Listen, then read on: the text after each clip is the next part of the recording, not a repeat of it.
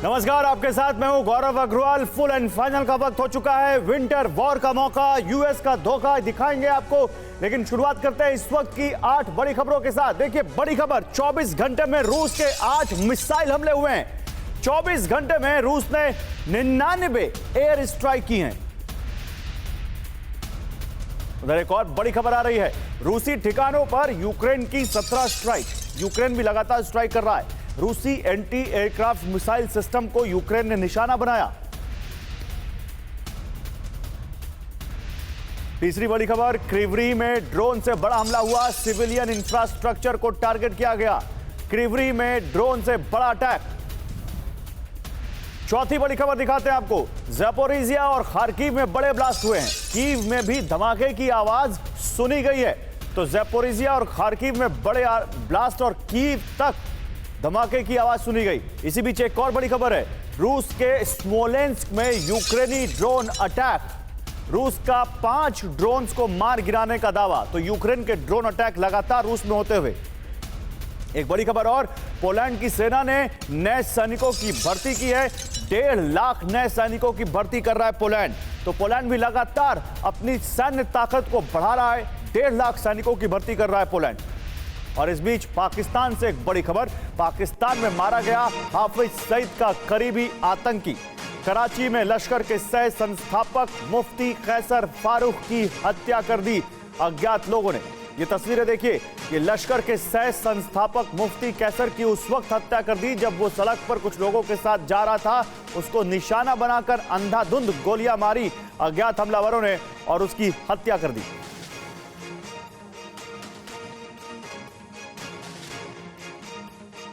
और अब एक और बड़ी खबर, अलास्का में भारत और अमेरिका की सेनाएं युद्धाभ्यास कर रही हैं।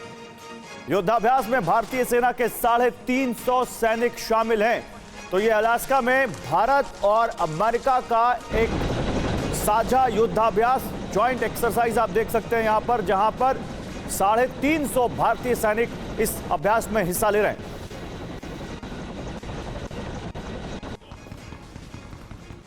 और आइए अब आपको 8 बड़ी खबरें दिखाते हैं। विजय मुझे दीजिए यहां पर, देखिए ये 8 बड़ी खबरें मैं आपको यहां पर दिखा रहा हूं। ये 8 खबरें आप देखिए, उसके बाद तुर्की से एक बड़ी खबर आ रही है, वो आपको दिखाऊंगा। ये देखिए पहली खबर, 24 घंटे में रूस के 8 मिसाइल अटैक। दूसरी खबर, रूसी ठिकानों पर यूक्रेन की 17 स्ट्राइक। तीसरी बड़ी खबर, सिविलियन इंफ्रास्ट्रक्चर को भी टारगेट किया गया है। यहां पर हम बात अब रूस और यूक्रेन वॉर की कर रहे हैं, तो वहां पर सिविलियन इंफ्रास्ट्रक्चर भी नहीं रुक रहा है। क्रीवरी में ये ड्रोन से अटैक हुआ है। और चौथी बड़ी खबर, ज़ैपोरिज़िया और खार्किव में बड़ा ब्लास्ट, कीव में भी धमाके की आवाज सुनी गई है। 4 बड़ी खबरें और देखिए यहां पर, आप देखिए ये एक और बड़ी खबर, रूस के स्मोलेंस्क में ड्रोन अटैक हुआ है। रूस ने दावा किया कि उसने यूक्रेन के 5 ड्रोन मार गिराए। पोलैंड सैनिकों की भर्ती कर रहा है, 1.5 लाख सैनिक वो भर्ती करने जा रहा है, बड़ी संख्या है। 7वीं बड़ी खबर, पाकिस्तान से लश्कर के सह संस्थापक को अज्ञात हमलावरों ने उस वक्त मार दिया जब वो सड़क पर कुछ लोगों के साथ जा रहा था। और इधर अमेरिका और भारत की लगातार दोस्ती मजबूत होती हुई, अलास्का में भारत और अमेरिका ने एक ड्रिल की है, दोनों देशों की सेनाओं ने, और उन्होंने उसमें जो ड्रिल की उसमें 350 भारतीय सैनिक शामिल हैं। इस पर बात करने के लिए मेरे साथ कुछ खास मेहमान हमेशा की तरह, मेजर जनरल के सिन्हा, डिफेंस एक्सपर्ट मुझे ज्वाइन कर रहे हैं। अशोक सजनहार, फॉर्मर एम्बेसडर, इस वक्त मेरे साथ पैनल में है। आप दोनों का बहुत स्वागत है। आप दोनों से मैं बात करूंगा, लेकिन इस बीच एक बड़ी खबर तुर्की से आ रही है। तुर्की की राजधानी अंकारा में धमाका। ये खबर देखिए, तुर्की के मंत्रालय के बाहर एक आत्मघाती धमाका हुआ है। एक हमलावर ने, सुसाइड बॉम्बर ने खुद को बम से उड़ा लिया। तुर्की के संसद भवन के नजदीक फायरिंग की भी खबर है। तो तुर्की में वहां पर संसद के बाहर फायरिंग हुई है। तुर्की की राजधानी अंकारा में एक सुसाइड बॉम्बर ने अपने आप को उड़ा लिया मंत्रालय के बाहर। ये तस्वीरें देखिए, ये तस्वीरें तुर्की की हैं, जहां पर राजधानी अंकारा में एक बेहद खास इलाके में, वीवीआईपी इलाके में, जहां उनकी संसद है और मंत्रालय है, वहां पर एक शख्स ने खुद को उड़ा लिया। आत्मघाती धमाका है ये, और फायरिंग की आवाज भी सुनी गई संसद के बाहर। ये ध्यान से देखिएगा, कैसे एक शख्स जो जा रहा है एक्सप्लोड होता है वहां पर, और वहां पर एक बहुत बड़ा धमाका आप इन तस्वीरों में देख सकते हैं। 2 तस्वीरें आपके सामने, ये देखिए, एक तरफ आपको धमाके की तस्वीर दिखा रहे हैं और दूसरी तरफ तस्वीर दिखा रहे हैं जहां पर संसद के बाहर फायरिंग की आवाज सुनी गई। ये तुर्की में संसद के पास फायरिंग और दूसरी तरफ अंकारा में ही मंत्रालय के बाहर या मंत्रालय के ठीक वाली सामने वाली सड़क पर एक शख्स ने अपने आप को उड़ा लिया। एक आत्मघाती हमलावर, सुसाइड बॉम्बर, जो वहां पर बड़े हमले के इरादे से आया था और उसने वहां खुद को उड़ा लिया। ये दो तस्वीरें तुर्की के मंत्रालय के बाहर और संसद के बाहर की हम आपको दिखा रहे हैं। इसी से जुड़ी एक और बड़ी खबर, तुर्की धमाके से जुड़ी हुई बड़ी खबर। अंकारा में 2 हमलावरों को मार गिराया गया। 2 हमलावर मारे गए। एक हमलावर ने खुद को बम से उड़ाया और दूसरे हमलावर ने सुरक्षा कर्मियों को गोली मारी। ग्रेनेड लॉन्चर के साथ आए थे ये हमलावर। विस्फोटक से भरी कार को भी साथ लाए थे ये हमलावर। तो 2 हमलावर आए थे, एक ने खुद को वहां धमाका करके उड़ा लिया और दूसरा वहां गोलीबारी कर रहा था, गोलियां चला रहा था, उसको भी सुरक्षा बलों ने ढेर कर दिया। ये 2 तस्वीरें हम आपको देख रहे हैं। बड़ी बात यह है कि ये पूरी तैयारी के साथ आए थे। ये एक ऐसी कार से आए थे जिसमें विस्फोटक भरे हुए थे, इनके पास ग्रेनेड लॉन्चर भी था, ये जानकारी भी सामने आ रही है। तो ये 3 तस्वीरें आपके सामने अंकारा से, जो बताती हैं कि अंकारा में एक बहुत बड़ा आतंकी हमला करने की फिराक में थे आतंकवादी और वहां पर उन्होंने किस तरह से इसको अंजाम देने की कोशिश भी की, ये आप देख सकते हैं। अंकारा तुर्की की राजधानी, जहां पर मंत्रालय के बाहर एक सुसाइड बॉम्बर ने खुद को उड़ा लिया। गोलीबारी देखने को मिली वहां पर। आवाज हम आपको सुना रहे हैं। विजय, एक बार फिर से वो आवाज सुनाइएगा गोलीबारी की जो संसद के बाहर सुनाई पड़ी है। और 2 आतंकियों को सुरक्षा बलों ने ढेर कर दिया और उसके बाद कैसे वहां सुरक्षा कड़ी कर दी गई, वो आप देख सकते हैं। जॉन सिन्हा, ये क्या हुआ तुर्की में, कुछ आपको इस बारे में जानकारी? जय हिंद गौरव। जय हिंद सर। देखिए जो टर्की में आप देख रहे हैं, टर्की की इन्वॉल्वमेंट बेसिकली ये सीरिया में है। जिस तरह से टर्की वहां इन्वॉल्व है और वहां पर देखिए फैक्शनल लड़ाई तो है ही है, और जिसमें अमेरिका भी शामिल है, टर्की शामिल है, रशियन शामिल है, और ये जितने भी आतंकवादी हैं वो वहां से आते हैं। और टर्की, क्योंकि खास करके एर्दोगान बहुत ज्यादा हार्ड लाइनर है इसके अगेंस्ट में, तो टर्किन जो सीरिया में जो वहाँ की फोर्सेस हैं, खास के अल बसद की, वो तो टोटल इनके अगेंस्ट में है। तो ये आतंकवादी हमला मेरे ख्याल से, क्योंकि अभी तक तो सामने नहीं आया है कि इसकी लिंकेजेस सीरिया से है। गौरव,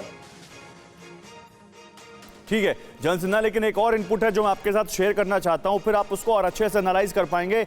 आतंकियों के पास जो हथियार मिले हैं वो मेड इन रशिया बताए जा रहे हैं। इसको कोई आप कनेक्शन जोड़ पाते हैं यहाँ पर?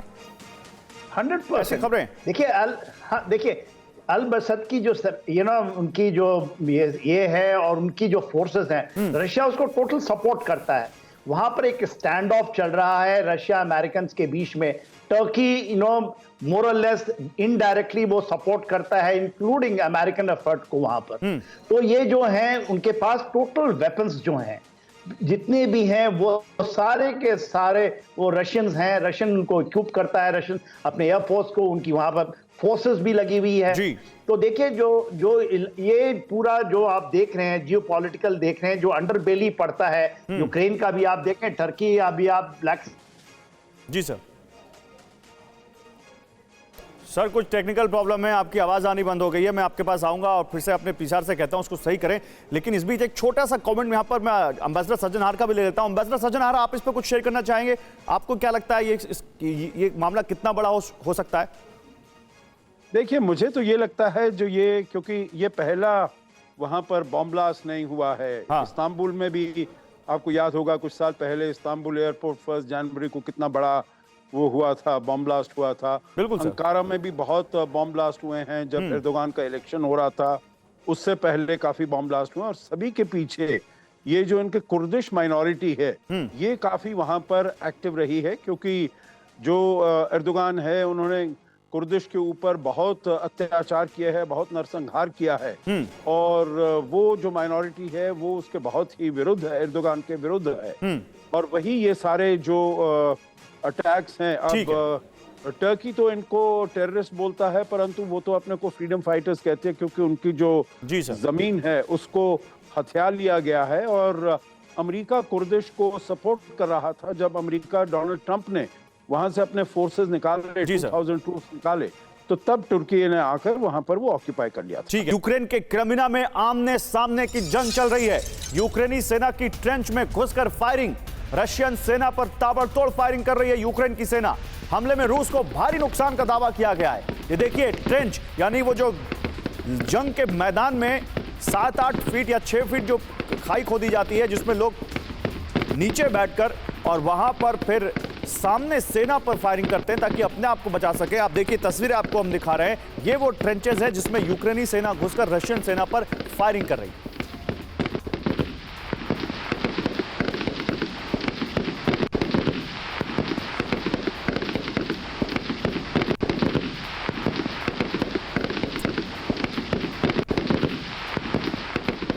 इस बीच एक और बड़ी खबर, रूस पर यूक्रेन का विध्वंसक अटैक सामने आया है। ज़ैपोरिज़िया में रशियन BMP-3 टैंक उड़ा दिया यूक्रेन ने।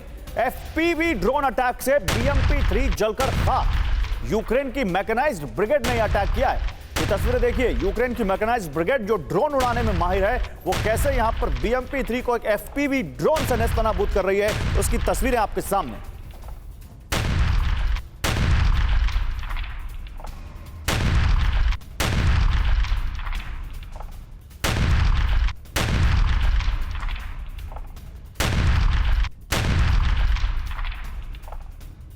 और बड़ी खबर रूस से है। रूस के क्रास्नोदार में यूक्रेन का ड्रोन अटैक सामने आया है। रूसी सुरक्षा बलों ने यूक्रेनी ड्रोन मार गिराया। क्रास्नोदार में ड्रोन अटैक, जहां पर रूसी सुरक्षा बलों ने ड्रोन अटैक मार गिराया। ये रिहायशी इलाका है देखिए, और यहां अटैक की कोशिश की गई है। यहां आप देख सकते हैं लोगों के घर हैं। बॉर्डर से सटे इलाकों में लगातार ड्रोन अटैक कर रहा है यूक्रेन, लेकिन अब रूस ने दावा किया है कि उसने यूक्रेन का एक ड्रोन मार गिराया।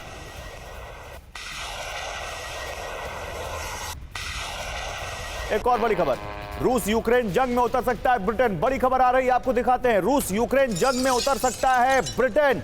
यूक्रेन जा सकती है ब्रिटिश सेना। बड़ी खबर, रूस के खिलाफ जंग लड़ सकते हैं ब्रिटेन के सैनिक। ब्रिटेन के डिफेंस सेक्रेटरी ग्रांट शाप्स का बड़ा बयान, यूक्रेन में ट्रेनिंग के अलावा और ज्यादा करने का अवसर है, ये ग्रांट शाप्स कह रहे हैं। तो ग्रांट शाप्स कौन है? ग्रांट शाप्स ब्रिटेन के डिफेंस सेक्रेटरी हैं। बहुत बड़े लेवल से यह बयान आया है कि यहां पर यूक्रेन में ट्रेनिंग के अलावा और ज्यादा करने का अवसर है। तो रूस के खिलाफ क्या ब्रिटिश सेना अब यूक्रेन में अपने फुट सोल्जर भेजने जा रही है? क्या वो वहां पर यूक्रेन के सैनिकों के साथ कदम से कदम मिलाकर अब जंग लड़ने जा रहे हैं? आइए जरा आपके सामने कुछ और डिटेल्स इसके बारे में रखते हैं। यूक्रेन जा सकती है ब्रिटेन की सेना, यह बहुत बड़ा डेवलपमेंट है। रूस यूक्रेन जंग में सीधे उतर सकता है ब्रिटेन, सीधे यूक्रेन में ब्रिटिश सैनिकों की तैनाती हो सकती है, यह जानकारी आ रही है। यूक्रेन को स्टॉर्म शैडो मिसाइल तो ब्रिटेन ऑलरेडी दे चुका है, जो सबसे पहले उसको दी गई लॉन्ग रेंज मिसाइल्स थी। यूक्रेन में ब्रिटेन के चैलेंजर 2 टैंक वैसे ही अपना दमखम दिखा रहे हैं। ब्रिटेन के डिफेंस सेक्रेटरी, उनकी फोटो में आपको दिखा रही है, ये है ग्रांट शाप्स। इनका एक बड़ा बयान आया है, यूक्रेन में सैनिकों की ट्रेनिंग के अलावा और ज्यादा करने का अवसर है, ये कहते हुए ग्रांट शाप्स काला सागर यानी ब्लैक सी में कमर्शियल जहाजों की सुरक्षा कर सकता है ब्रिटेन। जनरल सिन्हा, ये क्या लगता है आपको? आपको लगता है ये जो ग्रांट शाप्स कह रहे हैं, इसका मतलब यही है कि फुट सोल्जर अब जा रहे हैं ब्रिटेन के, या कुछ और करने का अवसर, मतलब क्या? देखिए गौरव, जिस तरह से परिस्थितियां बदल रही हैं, जेलेंस्की के बरखिलाफ अभी कीव के अंदर में बहुत सारा डेमोन्स्ट्रेशन हो रहा है। आपने देखा 2 दिन पहले जैसे स्टोलनबर्ग हैं, जो नाटो के चीफ हैं, वो भी भागे भागे गए हैं। उनको यकीन ये दिलाना चाहते हैं कि ये युद्ध खींचे, और नाटो की इन्वॉल्वमेंट भी अभी डायरेक्ट इनडायरेक्ट होने वाली है वहां पर। तो ये यदि यूक्रेन, और वो कहते हैं कि उनकी बॉटम लाइन है कि किसी भी तरीके से वो रशिया को हराना चाहते हैं। रशिया को हराने के लिए वो कहते हैं रशिया जस्ट कांट विन। तो वो उनकी तो एब्सोल्युटली डिक्लेयर्ड लाइन है। देखिए, ये पिछले साल मार्च में ही खत्म हो जाना था। जेलेंस्की इसके लिए मान गए थे कि उनसे बातचीत करें, मगर उस समय बोरिस जॉनसन भागे भागे गए। उन्होंने पहली बार उनकी सड़कों में घूमे, और फिर उन्होंने जेलेंस्की को इस तरह से किया। तो ब्रिटेन का बहुत बड़ा इसमें है। इसके पहले भी जो क्रीमिया में हुआ था, या पहले जॉर्जिया में हुआ 2008 में, तो रशिया ये हरदम ब्रिटेन ये फील करता रहा है कि रशिया शुड बी स्टॉप। और ये पूरा यदि आप देखेंगे तो सबसे बड़ी हम अमेरिका को बोलते हैं, मगर यहाँ पर जो अटलांटिक में हम ट्रांस अटलांटिक की जब बात करते हैं, तो उसमें जो ये इस चीज को पूरा फोर्स इनका है, पूरा जोर ब्रेक्जिट के बाद भी। और देखिए इनकी चलती भी है। क्योंकि अमेरिका इनकी लाइन टो करता है। मेरा मानना ये है, इसलिए देखिए शुरू में तो ऐसा हुआ था, डायरेक्ट रशिया भी, पुतिन भी कहते हैं कि हम UK is the biggest enemy, और उसको हिट भी करना चाहते हैं। वो तो कहते हैं कि हम आपके ऊपर एटॉमिक अटैक भी करेंगे। बिल्कुल, तो ये डायरेक्ट कन्फ्रंटेशन है, आज के दिन में पिछड़ता हुआ दिखाई दे रहा है। चलिए आपकी इसी लाइन को आगे बढ़ाता हूं मैं कि ये डायरेक्ट कन्फ्रंटेशन आज के दिन में छिड़ता हुआ दिखता है। अब ये आगे कैसे बढ़ेगा? यूक्रेन के विंटर वॉर रणनीति का खुलासा सामने आया है। रूस की सप्लाई लाइन पर अटैक किया जाएगा, क्रीमिया पर तेज हो सकते हैं हमले, रूस पर और घातक हमले का प्लान बनाया जा रहा है। जर्मन और अमेरिकी मिसाइल से यह हमला संभव है। ब्रिटिश डिफेंस स्टाफ के चीफ का बड़ा दावा है ये, यानी यहां पर अब इस क्रीमिया को, जो रूस की सप्लाई लाइन है, उस पर अटैक करेगा यूक्रेन। क्रीमिया पर हमले और तेज होंगे। जर्मन और अमेरिकी मिसाइल जो उनको मिली हुई है, उससे हमला किया जा सकता है। तो ये विंटर वॉर की रणनीति एक बार फिर सामने आ रही है। ये विंटर वॉर जब भी आती है, रूस और यूक्रेन के युद्ध में कुछ बड़ा लेकर आती है। देखिए क्या इस बार एक और बड़ा अटैक। ब्रिटिश डिफेंस स्टाफ के चीफ एडमिरल टोनी रेडकिन ने एक दावा किया, यूक्रेन के लिए सर्दियों में युद्ध का प्लान तैयार किया गया है। लंबी दूरी के बड़े हमले किए जाने का प्लान तैयार किया गया है। क्रीमिया पर हमले तेज किए जाने का प्लान है। जर्मनी और अमेरिका से लंबी दूरी की मिसाइलें मिलेंगी। ब्लैक सी फ्लीट पर हमले और तेज किए जाएंगे। रूस की सप्लाई चेन को निशाना बनाया जाएगा। एक और इस बारे में मेरे पास बिग वॉल है, आइए आपको इस वॉल पर जानकारी देता हूं, फिर जाऊंगा एम्बेसडर सज्जनहार के पास। ये देखिए विंटर वॉर क्या है चुनौती। 2 महीने बाद यूक्रेन में भारी ठंड का मौसम शुरू होने जा रहा है। सर्दियों में तापमान वहां -5 से -10 तक चला जाता है। इसके बाद भारी बर्फबारी और ठंड के बीच सैन्य मूवमेंट बेहद मुश्किल होगी। पश्चिम से मिले भारी टैंक्स सर्दियों में बेअसर होंगे। सर्दियों में एयर स्ट्राइक से युद्ध में बढ़त बनाने की कोशिश की जाएगी और इसीलिए विंटर वॉर में यह प्लान किया जा रहा है। एम्बेसडर सज्जनहार, ये इस वॉर का विंटर से कुछ अलग ही कनेक्शन है। वैसे तो एक बड़ा फेमस डायलॉग है विंटर इज कमिंग, लेकिन ये जो वॉर है, विंटर ओलंपिक्स में जब पुतिन और जिनपिंग की मुलाकात हुई, तब से ये वॉर आगे बढ़ी और अभी तक देखिए फिर ये तीसरी विंटर आ रही है उस विंटर ओलंपिक से जोड़े। सर, ये आपको लगता है कि ये सर्दियों में एक बार फिर कुछ बड़ा हो सकता है इस वॉर में जो प्लान सामने आ रहा है? देखिए, उम्मीदें बहुत देश रखते हैं। जैसे आपको याद होगा जब पिछले साल फरवरी में शुरुआत हुई थी, यूक्रेन का कॉन्फ्लिक्ट शुरू हुआ था, तो रूस का यही मंशा थी, यही आशा थी, जो एक बार ही सर्दी होगी वहां पर यूरोप में और उनके पास गैस नहीं होगी तो अपने घुटनों पर आ जाएंगे। पर अब लकीली क्या हुआ, पिछले साल एक उन्होंने थोड़ा अरेंजमेंट कर लिया, दूसरा LNG आ गया अमेरिका से, कतार से, तीसरा वहां पर सर्दी इतनी ज्यादा नहीं पड़ी, तो इसीलिए यूरोप बिना किसी खास दिक्कत के वो आगे बढ़ता गया। थोड़ा इन्फ्लेशन वगैरह यकीनन वहां पर हुआ। अब जो है तीसरी, आपने बिल्कुल ठीक कहा है, ये तीसरी सर्दी और तीसरी बर्फबारी होने वाली है और इसको देखना होगा जो कितनी भयंकर ये सर्दी पड़ती है, क्योंकि अगर सर्दी बहुत ज्यादा पड़ती है तब तो यूरोप के बहुत मुश्किल इसमें सहना पड़ेगा। परंतु ये जो इनका आपने बता रहे हैं, जो उनका स्ट्रैटेजी, जो उन्होंने प्लान बनाया है, वो मैं समझता हूं बिल्कुल ठीक प्लान है। उनके अपनी जो उनके पास एसेट्स हैं और जो उनकी वीकनेसेस हैं, जो, क्योंकि वहां पर आप सर्दी के मौसम में ना टैंक्स जा सकते हैं, ना आपकी इन्फेंट्री ट्रैवल कर सकती है, या आप मिसाइल का इस्तेमाल करेंगे या आप एयर पावर का इस्तेमाल करेंगे। और अब मेरे ख्याल से उन्होंने, देखिए, क्राइमिया पर ज्यादा अटैक शुरू कर दिए हैं और आगे भी उन्होंने मॉस्को के ऊपर भी ड्रोन अटैक शुरू कर दिए हैं जी। तो अब उनका यही रहेगा जो कैसे अंदरूनी हिस्सों में वॉर को लिया जाए, जिससे कि रूस को भी इसका थोड़ा पेन महसूस कराया जा सके। Sure sir. यूक्रेन के ओडेसा के पास जंग भड़क गई है।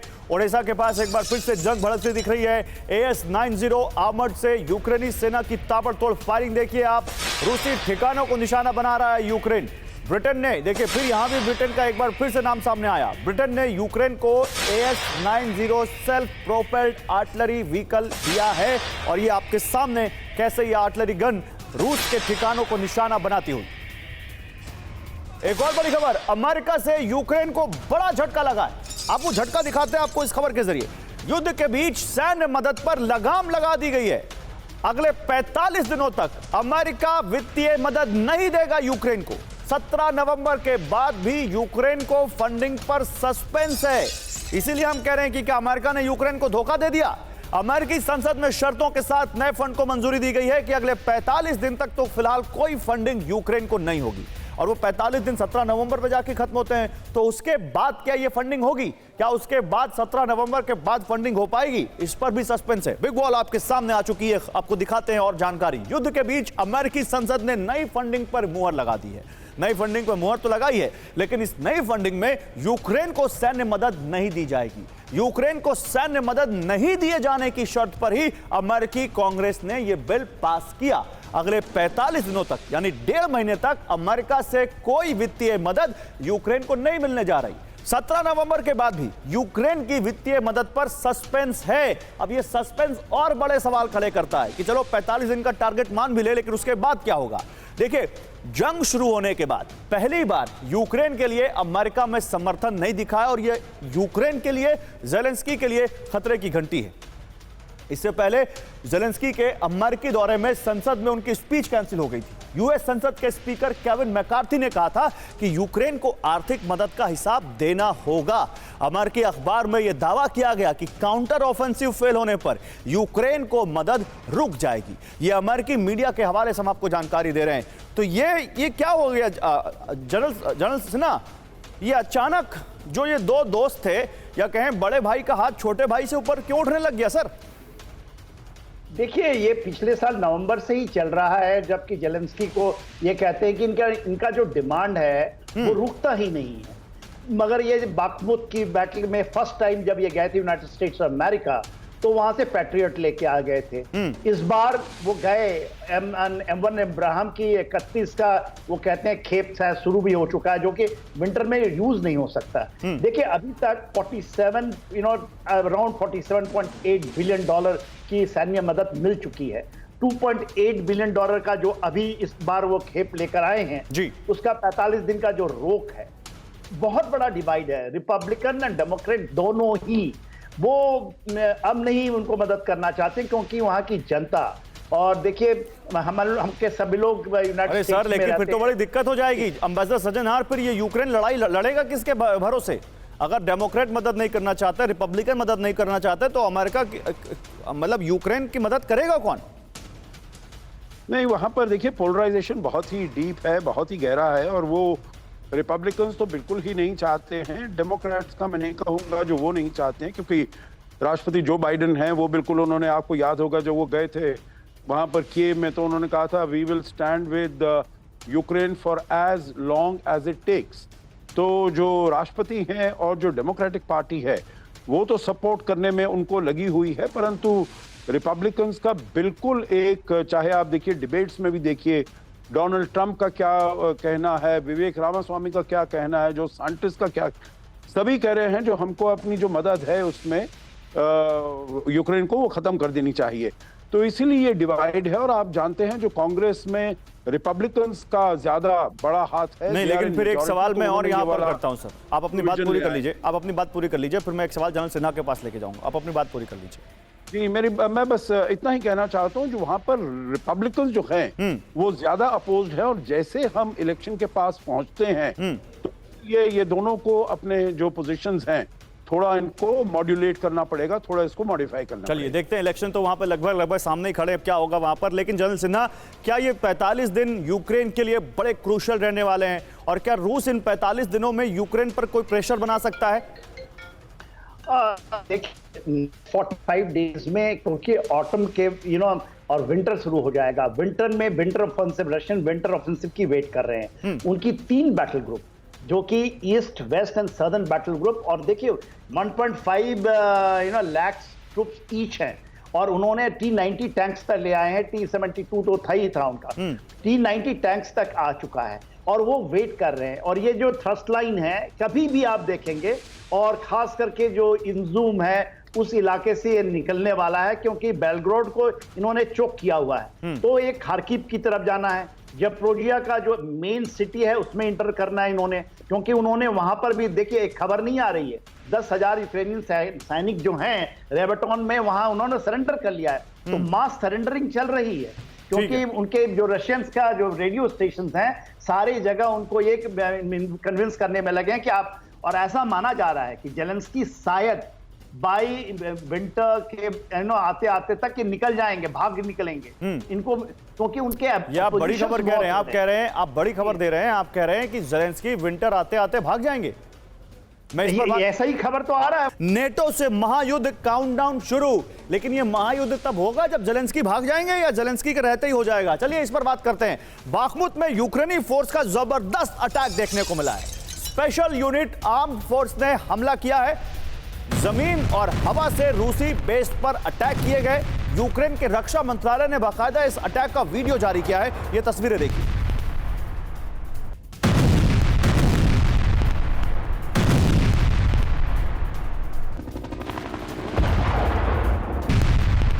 उधर ज़ैपोरिज़िया में रूस को बड़ा नुकसान हुआ है। यूक्रेनी हमले में एयर डिफेंस तबाह हो गया। GMLRS अटैक में NK-331 टॉर M जलकर खाक हो गया। यूक्रेनी हमले में रूस का एयर डिफेंस सिस्टम तबाह हो गया।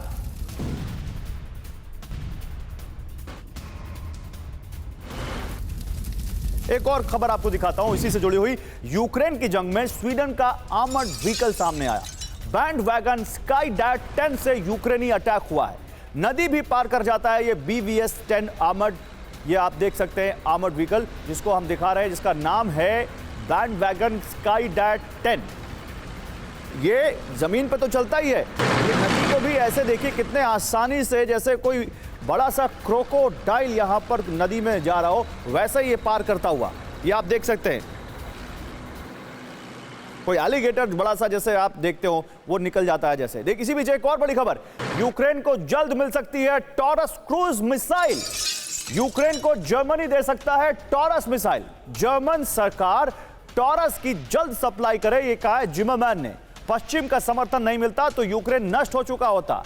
जर्मन संसद बुंडेस्टैग में रक्षा समिति की चीफ हैं जिमरमैन, और उन्होंने कहा है कि जर्मन सरकार जल्दी से जल्दी यूक्रेन को टॉरस सप्लाई करे। टॉरस एक मिसाइल है जो क्रूज मिसाइल है। आइए आपको दिखाते हैं इस बारे में और जानकारी जो हमारे पास है टॉरस से जुड़ी हुई। यूक्रेन को टॉरस क्रूज मिसाइल की शक्ति जर्मन सरकार से मिलने वाली जल्दी। जर्मन सरकार टॉरस मिसाइल की जल्द सप्लाई करे, ये कहा जिमरमैन ने। पश्चिम का समर्थन नहीं मिलता तो यूक्रेन नष्ट हो चुका होता, ये वो कह रही हैं। जर्मन संसद बुंडेस्टैग में रक्षा समिति की चीफ है एग्नेस स्ट्रैक-जिमरमैन। कई बार टल चुकी है यूक्रेन को टॉरस की सप्लाई। जर्मनी की एयर लॉन्च क्रूज मिसाइल है टॉरस, जो कि 500 किलोमीटर तक, यानी लॉन्ग रेंज मिसाइल है, क्रूज मिसाइल है, 500 किलोमीटर तक मार कर सकती है। और इसी को देने के लिए वहीं की एक बड़ी जो पॉलिटिशियन है वो लॉबिंग कर रही हैं। लेकिन क्या ये लॉबिंग कामयाब होगी? आपको लगता है एम्बेसडर सज्जनहार 500 किलोमीटर की इतनी बड़ी क्रूज मिसाइल क्या नेटो देश देंगे यूक्रेन को? देखिए अभी तक तो मना किया हुआ है। आपको याद होगा जब ये हिमार्स भी आ रहे थे तो उनकी जो रेंज थी दैट वाज अबाउट 380 किलोमीटर्स, और उन्होंने कहा था नहीं हम पूरी रेंज का नहीं देंगे, हम केवल 80 किलोमीटर रेंज की आपको देंगे, जिससे कि आप इनर एरियाज ऑफ रशिया उसको आप नहीं अटैक कर पाएंगे। आप वही केवल डिफेंसिव तरीके से जो एरियाज रूस ने आपके हथियाए हैं, ये 4 प्रोविंसेस हैं या क्राइमिया है, वहां तक आप इसको स्ट्राइक कर पाएंगे। तो उससे ज्यादा 500 किलोमीटर की रेंज का तो मुझे देना इस समय थोड़ा वो नामुमकिन सा लगता है। परंतु देखिए ये युद्ध जो है बहुत तेजी से बदल रहा है। हमने कभी किसी ने नहीं सोचा था जो F-16 दे दिए जाएंगे यूक्रेन को, पर हम देख रहे हैं जो F-16 के पायलट की ट्रेनिंग हो रही है उनको भी दिया जा रहा है। और अगर ऐसी क्रूज मिसाइल्स वगैरह दी जाती हैं तो इससे काफी हद तक नक्शा बदल भी सकता है। तभी तो मैं पूछ रहा हूं आप लोगों से कि क्या रियल विंटर इज कमिंग? अब ये जो विंटर आ रही है इसमें F-16 और ये टॉरस मिसाइल सब आ जाएगी। जन सिन्हा, क्योंकि आपकी स्पेशलाइजेशन है इस फील्ड में, एक छोटा सा कमेंट, ये टॉरस मिसाइल क्या कर सकती है सर? देखिए ये जो इसका रेंज है 500 किलोमीटर और ये क्रूज मिसाइल है, इसको एयरक्राफ्ट से फायर किया जाता है तो डीप। और उन्होंने कहा है, जर्मनी ने क्या कहा है, जर्मनी ये कहता है कि इंटरनेशनल लॉ परमिट करता है कि रशिया के डीपर इनसाइट में करें। और जो विंटर की आप बात कर रहे थे पहले सेगमेंट में, जिसमें शैडो स्ट्रोम की भी रेंज 250 किलोमीटर है, तो वो थोड़ा रिस्ट्रिक्ट कर रखा है। एटकम आने वाला है, जो एटकम में tactical missile United states America का 300 किलोमीटर है, मोरलेस ये थ्रू है। तो ये जो आने वाले हैं ये केवल उनके सप्लाई लाइन, उनके डीप ठीक है। क्योंकि देखिए रशिया में ये न्यू नॉर्मल हो चुका है, अब ये फायर करते हैं, रशिया उसका जवाब नहीं करता। ये जो चेहरे आप मेरे पीछे देख रहे हैं, उधर जो आप जिनको देख रहे हैं, क्या इन दोनों में अटैक होगा? यानी नेटो और रूस क्या बिल्कुल आमने सामने आएंगे? देखिए यूक्रेनी सेना का ताबड़तोड़ हमला, जबरदस्त फायरिंग करते दिखे हैं यूक्रेनी सैनिक। डोनेस्क में यूक्रेनी सैनिकों का एक्शन देखने को मिला है।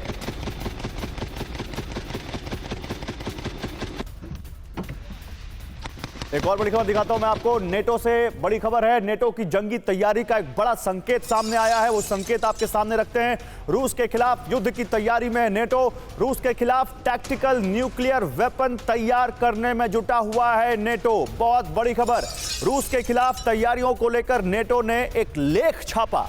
पेंटागन के पूर्व अधिकारी ग्रेगरी वीवर ने यह आर्टिकल लिखा है। उन्होंने उस आर्टिकल में क्या लिखा है, युद्ध की तैयारी कैसे हो रही है, आइए जरा बिग वॉल पर दिखाते हैं। विजय दीजिए यहां पर मुझे बिग वॉल पर ये ग्राफिक्स, ये देखिए आपके सामने आ चुका है। पेंटागन के पूर्व अधिकारी ग्रेगरी वीवर के लेख को नेटो ने छापा है। क्या कह रहे हैं वो? नेटो के इस लेख में रूस वर्सेस नेटो के युद्ध के हालात पर सुझाव दिए गए हैं। रूस से निपटने के लिए परंपरागत न्यूक्लियर सोच से बचना होगा, यह कहा गया है। रूस एक साथ कई न्यूक्लियर थिएटर खोल सकता है, रूस के पास इतनी ताकत है। नेटो को रूस के कई न्यूक्लियर थिएटर से निपटने की तैयारी करनी होगी। ये टास न्यूज एजेंसी के सोर्स के हवाले से ये हम आपको जानकारी दे रहे हैं। इसी बीच रूस से युद्ध को लेकर नेटो के लेख में एक बड़ा खुलासा भी किया गया, जिस लेख का हम आपको रेफरेंस दे रहे हैं। अमेरिका के ऊपर पूरी तरह निर्भर नहीं हो यूरोप, अमेरिका से न्यूक्लियर मदद की उम्मीद ना करे यूरोप। ये यूरोप के लिए बहुत बड़ा आई ओपनर है। अमेरिका यूक्रेन का सीमित रूप से ही मदद कर पाएगा, यूरोप की सीमित रूप से मदद कर पाएगा। नेटो की लेख में पेंटागन के पूर्व अधिकारी ग्रेगरी वीवर ने यह भी सुझाव दिया है कि यूरोप अपनी सुरक्षा के लिए पूरी तरह से अमेरिका पर डिपेंड ना हो, वो अपने लिए अपनी सुरक्षा की तैयारी खुद करे। तो देखिए, रूस वर्सेस नेटो, अमेरिकी रोल पर सवाल, यह भी आपको दिखाते हैं बिग वॉल पर। रूस और नेटो में युद्ध के हालात पर छपे लेख में अमेरिका में सवाल खड़े किए गए। क्या कहा गया है? रूस से निपटने के लिए यूरोप को अमेरिका पर निर्भरता कम करनी होगी। रूस से युद्ध के हालात में यूरोप को टैक्टिकल न्यूक्लियर मिसाइल का सहारा लेना होगा। यूरोप और अमेरिका को एक साथ न्यूक्लियर थिएटर कमांड रूस के खिलाफ खोलने का सुझाव दिया गया है। लेकिन ये कितना फिजिबल है और क्या इसकी कोई संभावना जन से ना आपको दिखती है जो ये लेख कहता है? देखिए लेख में क्या है और हमें इसे समझना पड़ेगा। आज अमेरिका ही है जो टैक्टिकल न्यूक्लियर वेपन 9 देशों में अपने हथियारों को डिप्लॉय किया हुआ है। नाटो के पास इसके अलावा 2 देश हैं, एक यूके के पास में है न्यूक्लियर वेपन, दूसरा है फ्रांस के पास में, बट उन्होंने डिप्लॉय नहीं किया है। उनके पास पहला तो टैक्टिकल न्यूक्लियर वेपन्स है ही नहीं। तो ये जो उनका एक डिप्लॉयमेंट है, वो कहते हैं अमेरिका के ऊपर डिपेंड ना करें, क्योंकि ये इन्होंने जो संधि की थी, रशिया ने उसको ठंडे बस्ते में डाल रखा है, वो नहीं मिल रहे हैं। वो कहते हैं, और अलास्का की बात हो रही है जहां पर न्यूक्लियर बोथ सबमरीन और देखिए उन्होंने वहां पर 3 बॉम्बर भेजे हैं अमेरिका ने, वहां पर स्टैंड ऑफ है चल रहा है बिटवीन रशिया एंड अमेरिका। तो अमेरिका को यह लगता है कि कहीं गलती से भी टैक्टिकल न्यूक्लियर वेपन यूरोप के में जो डिप्लॉयड हैं 9 देशों में, वो फायर होते हैं। पोलैंड कहता है कि हमारे यहाँ डिप्लॉय कर दो, वो भी बढ़ाना चाहता है। जनरली ये वेस्टर्न यूरोप के अंदर में ज्यादा डिप्लॉयमेंट है। टर्की एक अदर देश है जहां पर ये डिप्लॉयड है अमेरिकन।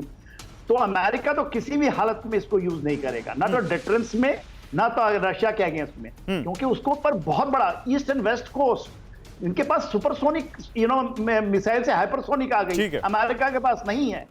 तो हाइपरसोनिक मिसाइल की जो क्षमताएं हैं वो सेकंड में बर्बाद कर देगा वो ईस्ट एंड वेस्ट कोस्ट।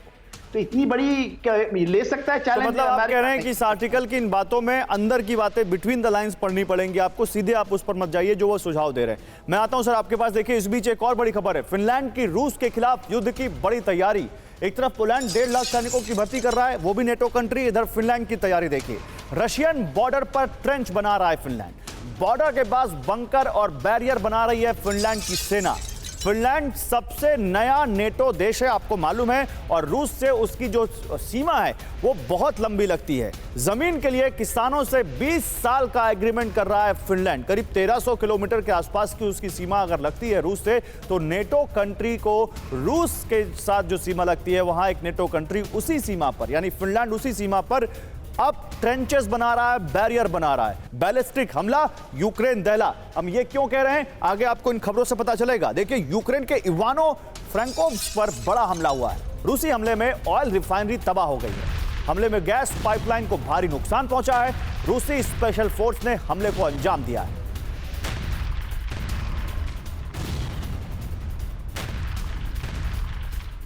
इधर क्लेश्चीवका में आमने सामने की जंग हो रही है। अखमत स्पेशल फोर्स का विध्वंसक अटैक देखने को मिला है। यूक्रेनी सेना पर मोटराइज्ड रेजिमेंट का कहर दिखा है। हमले के बाद भागते दिखे हैं कई यूक्रेनी सैनिक। यूक्रेनी सेना ने मोर्टार से पलटवार किया।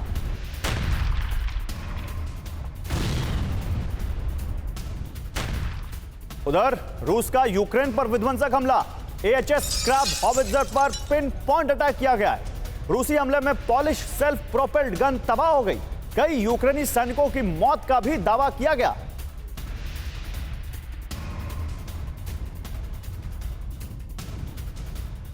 उधर यूक्रेन पर रूस का बैलिस्टिक मिसाइल अटैक अब आपको दिखाते हैं। मिकोलेव में हथियार ले जा रही ट्रेन पर निशाना बनाया गया। इस्कैंडर मिसाइल से हमले में ट्रेन पूरी तरह तबाह हो गई। मरीन ब्रिगेड की आर्म ट्रेन नेस्तनाबूद कर दी गई। ट्रेन में लदे आर्मर्ड व्हीकल भी तबाह हो गए। तो यूक्रेन पर रूस का ये बैलिस्टिक मिसाइल अटैक जो हम आपको दिखा रहे हैं, बैलिस्टिक हमला यूक्रेन दहला। देखिए कैसे ट्रेन पर बैलिस्टिक मिसाइल से निशाना बनाया ट्रेन को रूस ने, और उसमें जो आर्मर्ड व्हीकल थे उनको तबाह कर दिया रूस ने। बिग वॉल पर और जानकारी आपके सामने आ रही है। देखिए यहां पर मिकोलेव से बड़ी खबर है, जहां रूस ने एक बैलिस्टिक मिसाइल इस्कैंडर का इस्तेमाल किया। और किस पर किया? मिकोलेव में रूस ने बैलिस्टिक मिसाइल इस्कैंडर का इस्तेमाल करके वहां पर एक मिलिट्री ट्रेन पूरी तरह तबाह कर दी। ट्रेन में मौजूद मिलिट्री व्हीकल्स भी इस हमले में तबाह हो गए। कल ही रूसी सुरक्षा काउंसिल के डेप्यूटी चेयरमैन ने मिसाइल टेस्ट साइट पर पहुंचे थे। वो कौन है? Dmitry Medvedev ballistic missile test site पर पहुंचे थे। मेदवेदेव ने बैलिस्टिक मिसाइल से हमले के संकेत दिए थे और हमला आज हो गया। मिकोलेव पर बैलिस्टिक हमला क्यों, यह भी समझिए आप। देखिए ब्लैक सी से सटा हुआ यूक्रेनी इलाका है ये मिकोलेव। ये ब्लैक सी देखिए आप, और ये मिकोलेव देखिए। ये क्रीमिया है, यहां पर ये ब्लैक सी का इलाका है, और ये मिकोलेव जो कोई ब्लैक सी से बिल्कुल सटा हुआ है। यहां पर यूक्रेन के शिप बिल्डिंग का बड़ा केंद्र है मिकोलेव। यानी यूक्रेन के जो बड़े बड़े शिप हैं उनमें यहां पर उसका बड़ा सेंटर है जहां पर ये शिप बनते हैं। 3 शिपयार्ड के अलावा शिप बिल्डिंग रिसर्च सेंटर यहां पर मौजूद है। मिकोलेव में बग नदी से ब्लैक सी पर मूवमेंट का रास्ता है, और यहीं पर अब बड़ा अटैक किया है रूस ने। अंबासडर सजनहार, ये मिकोलेव स्ट्रैटेजिकली कितना इंपॉर्टेंट है, और यहां पर ये बैलिस्टिक मिसाइल से अटैक, यानी रूस क्या स्ट्रैटेजी दिखती है? देखिए रूस का है जो भी इंफ्रास्ट्रक्चर है, जो भी उसका वॉर कैपेसिटी है, कैपेबिलिटी है, उसको नष्ट कर दिया जाए। और मिकोलेव तो बिल्कुल ही बहुत ही जिसे कहा जाए एक सिटिंग डक टारगेट है, क्योंकि इतना करीब है वहां पर। They don't have to go so deep inside Ukraine, जैसे लवीव हुए या और जैसे शहर हैं, हम बहुत दूर हैं। तो यहाँ पर तो आप प्रिसिशन एक्यूरेट मिसाइल्स आप वहां पर टारगेट कर सकते हैं, and you can achieve your objectives. तो इसीलिए उनकी जो भी कैपेसिटी है उसको एकदम खत्म कर देना, उसको एकदम नेस्तनाबूद कर देना। जैसे आपने बताया शिप बिल्डिंग के 3 वो हैं, वहां पर उनके यूनिट्स हैं, रिसर्च का भी है वहां पर यूनिट, उसको खत्म कर दिया जाए। I think psychologically also it will be a big jolt, big shock as far as Ukraine is concerned. ठीक है, बिल्कुल बहुत बड़ी बात आप कह रहे हैं सर। इंफ्रास्ट्रक्चर पर अटैक हो रहा है ये यूक्रेन। बाखमुत के वॉर फ्रंट पर सुखोई 35S फाइटर देखा गया है। यूक्रेनी ठिकानों पर सुखोई 35S ने तबाही मचा दी। कई यूक्रेनी ठिकानों को सुखोई 35S ने तबाह कर दिया। रूसी रक्षा मंत्रालय ने इस फाइटर एयरक्राफ्ट का वीडियो जारी किया।